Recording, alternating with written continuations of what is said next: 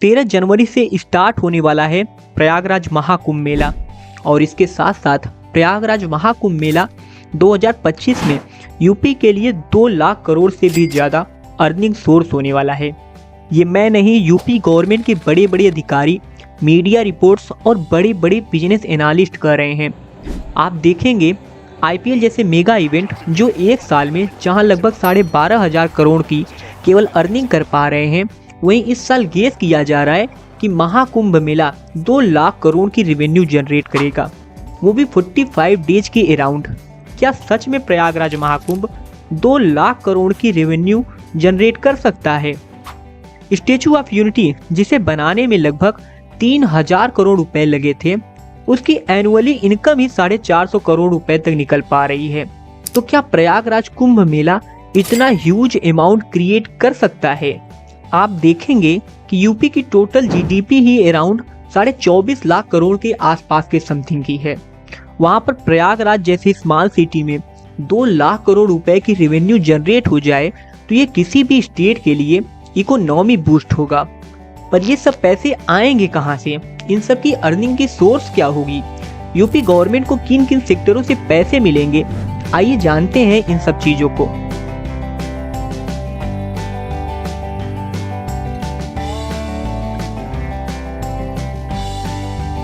देखिए, भारत में कुंभ मेला 4 जगहों पर लगता है: प्रयागराज, हरिद्वार, नासिक एंड उज्जैन।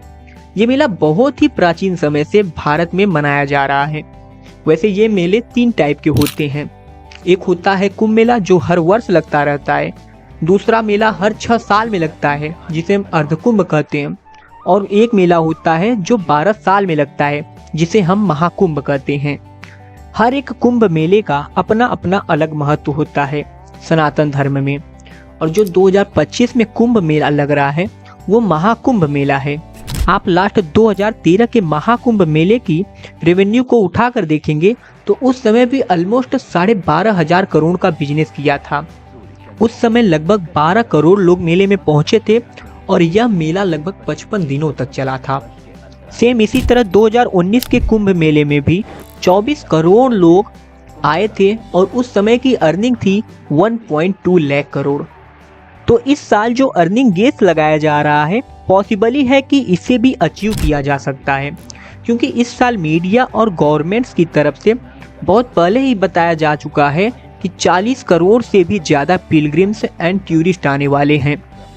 आप खुद ही इमेजिन करिए कि जिस डिस्ट्रिक्ट की पॉपुलेशन लगभग 18 से 20 लाख के आसपास की है, वहाँ पर कुछ किलोमीटर के एरिया में 40 करोड़ की आबादी रहने वाली है। ये बहुत ही ज़्यादा डेंस होने वाला है। इन सबको मैनेजमेंट करने के लिए यूपी गवर्नमेंट ने इस साल 7,000 करोड़ से भी ज़्यादा पैसे पानी की तरह बहा दिए हैं। अपोजिशन पार्टी इसका विरोध भी कर रही है, कितने पैसे क्यों लगाए जा रहे हैं। इसी तरह साल 2019 में भी इसका एस्टीमेट बजट 4,500 करोड़ के आसपास था और उस साल भी योगी गवर्नमेंट पानी की तरह पैसे स्पेंड किया था।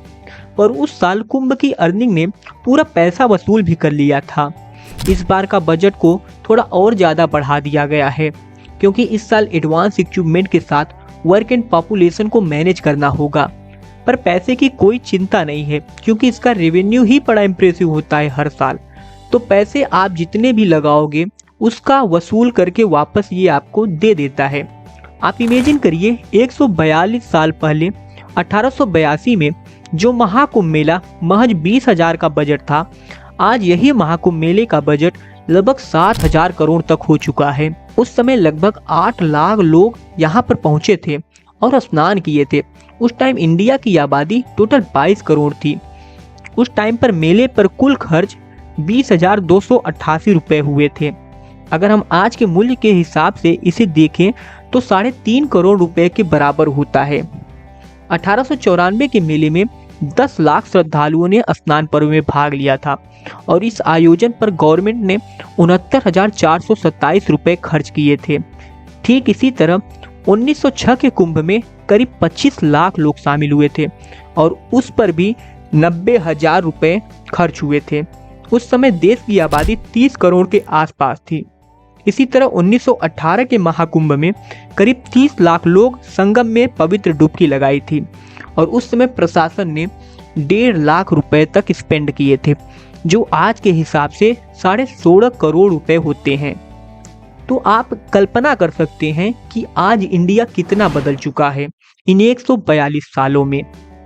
इन सब पैसों को गवर्नमेंट ने वेरियस पर्पज के लिए खर्च किए हैं, जैसे इंफ्रास्ट्रक्चर डेवलपमेंट्स, ब्रिज हुआ, टेम्प्रोरी अकोमोडेशन हुआ, सिक्योरिटी अरेंजमेंट्स हुआ including police, medical teams and surveillance system, sanitation, transportation and other logic needs, advance technology पर, digital infrastructure, real time monitoring करने में, वाटर ड्रोन्स, इन सब के लिए पैसे अलॉट किए गए हैं। ह्यूज क्राउड को मैनेजमेंट के लिए महाकुंभ मेले में जो एरिया 2023 में 3000 हेक्टेयर था, उसको बढ़ाकर 4000 हेक्टेयर कर दिया गया है, जिससे कि ज़्यादा लोग आ सकें। पहले के रोड्स को और चौड़ा कर दिया गया है। लगभग इस बार 400 किलोमीटर का अस्थायी रोड बनाया गया है। 1.5 लाख से भी ज़्यादा मॉडर्न टेंट बनाई गई हैं। तीर्थयात्रियों के लिए जो अगले साल 2000 बसें चलाई गई थी, उनको बढ़ाकर 7000 बसें चलाई जा रही हैं। वहीं 10,000 से ज़्यादा ट्रेनों और 3000 स्पेशल ट्रेनें चलाई जा रही हैं। इन सब के लिए रोडों को चौड़ीकरण किया गया है, नए नए ब्रिजों का आविष्कार किया गया है, नए नए पुलें बनाई गई हैं। अब आप कल्पना करिए 2024 में लगभग 30 नए पॉन्टून पुल बनाए गए थे और इस बार के कुंभ मेले का आयोजन के लिए 50 आधुनिक और बड़े पुलों का निर्माण किया गया है, खासकर संगम क्षेत्र के आसपास, जिससे लोगों की आवाजाही और भी आसान हो। 2024 में 4 लाख टॉयलेट की व्यवस्था की गई थी, जिसे 2025 में बढ़ाकर 5 लाख से अधिक टॉयलेट बनाए गए हैं। 2024 में 5000 हाई पावर बिजली पोल और तारों का नेटवर्क बनाया गया था। 2025 में यह नेटवर्क और भी मजबूत किया गया और लगभग 7000 बिजली पोल लगाए गए हैं। पानी पीने के लिए अगले साल लगभग 15 लाख गैलन पानी प्रतिदिन की व्यवस्था की गई थी, जो इस साल इसे बढ़ाकर लगभग 25 लाख गैलन प्रतिदिन कर दिया गया है। इसके लिए बड़े बड़े जलाशय और पाइपलाइन नेटवर्क की स्थापना किया गया है। इस साल के कुंभ में डिजिटल तकनीकी प्लेटफॉर्मों को भी बढ़ावा दिया गया है, जैसे कि स्मार्ट रूट मैनेजमेंट हुआ, डिजिटल टिकटिंग हुई, श्रद्धालुओं के लिए मोबाइल ऐप्स के जरिए वास्तविक समय में जानकारी उपलब्ध कराना हुआ। इन सब के लिए पैसे इन्वेस्ट किए गए हैं योगी गवर्नमेंट की तरफ से। इस बार के कुंभ क्षेत्र में लगभग 50,000 से अधिक CCTV कैमरे लगाए गए हैं। इसके साथ इस बार ड्रोन से निगरानी भी करना शुरू कर दिया गया है। इन सब के लिए 50,000 से अधिक पुलिस की तैनाती भी की गई है। सुरक्षा के लिए नए कंट्रोल रूम्स, सुरक्षा पोस्ट स्थापित किए गए हैं। अंतर्राष्ट्रीय और घरेलू यात्रियों के लिए अधिक सुविधाएं, जैसे कि होटल, धर्मशालाएं, पार्किंग प्लेस एंड वॉशरूम की सुविधाएं भी मुहैया कराई गई हैं। लोगों के स्वास्थ्य सेवा के लिए एम्बुलेंस, रिवर एम्बुलेंस और ऑटोमेटिक रोबोटिक मशीनों का भी उपयोग किया जा रहा है।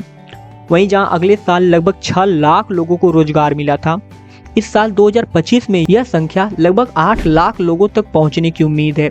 इसमें सुरक्षा, स्वास्थ्य, सफाई, यातायात निर्माण और अन्य क्षेत्रों में कार्य करने वाले लोग शामिल हैं। इस मेले में जुड़े विभिन्न क्षेत्रों में स्थानीय रोजगार को बढ़ावा दिया गया है, जिसमें हेल्थ है, होटल रेस्टोरेंट हैं, निर्माण, सुरक्षा और सफाई जैसी सेवाएं प्रमुख हैं। जाहिर है कि जब गवर्नमेंट इतना ज़्यादा पैसा इन्वेस्ट कर रहा है तो अर्निंग भी करेगी। ये इतने सारे पैसे सब tourist, pilgrims and public sector से आने वाले हैं।